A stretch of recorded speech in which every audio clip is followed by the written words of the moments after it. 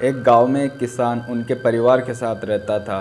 किसान और उनका परिवार एक संत महात्मा की सेवा किया करता था और संत महात्मा के उपदेश पर उनका परिवार ज़रूरतमंद लोगों की सेवा भी किया करता था। उनके परिवार में सभी लोग प्रेम भाव से रहते थे, लेकिन उनका एक बेटा भी था जो उनके दोनों पैरों से अपाहिज था। सेवा करते करते कई बरस बीत गए। उसका परिवार कभी कभी यह भी सोचता था कि हम सब इतने प्रेम भाव से संत महात्मा और ज़रूरतमंद लोगों की सेवा करते हैं, फिर भी हमारे परिवार में इस बच्चे के साथ ऐसा क्यों हुआ?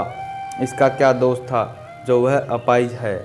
एक दिन की बात है जब संत महात्मा का सत्संग चल रहा था। हजारों लाखों लोग उस सत्संग में बैठे हुए थे। संत महात्मा ने अपने प्रवचन पूरा करने के बाद में कहा, इस पूरे प्रवचन के विषय में अभी भी किसी के मन में कोई शंका हो तो बताइए। हजारों लाखों श्रद्धालुओं के बीच उस अपाहिज पुत्र के पिता ने संत महात्मा से एक सवाल किया, हे महात्मा, हम सब निस्वार्थ भाव से ज़रूरतमंद लोगों की सेवा करते हैं और हमारा पूरा परिवार अहिंसा के मार्ग पर चलता है।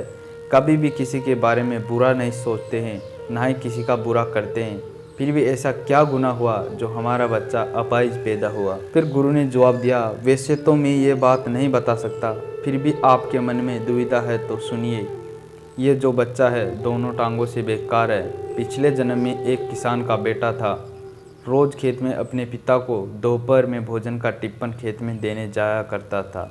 एक दिन उसकी माँ ने उसे दोपहर में 11 बजे खाना लगाया और कहा, बेटा खाना खाकर अपने पिता को टिफ़िन देकर आना। और उसकी माँ ने उसे खाना परोस दिया। तभी बाहर से उसके दोस्त ने आवाज़ लगाई तो वह खाना छोड़कर बाहर उसके दोस्त के पास चला गया। इतने में ही एक कुत्ता घर में घुस आया और उसने थाली में मुंह डाला और रोटी खाने लगा।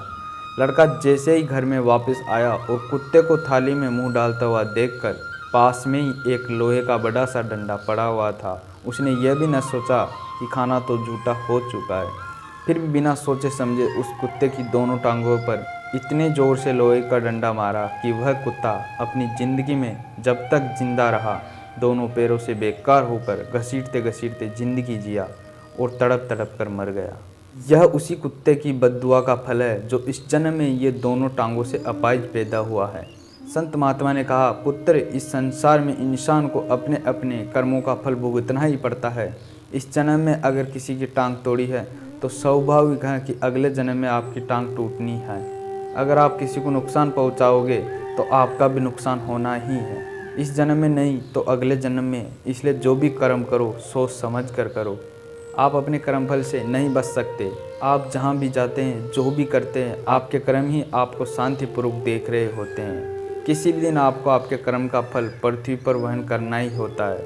इसलिए हर समय उचित कर्म करना ही अनिवार्य है। दोस्तों, आपको हमारा वीडियो पसंद आए तो हमारे चैनल को सब्सक्राइब कीजिए और वीडियो को लाइक शेयर कीजिए। धन्यवाद।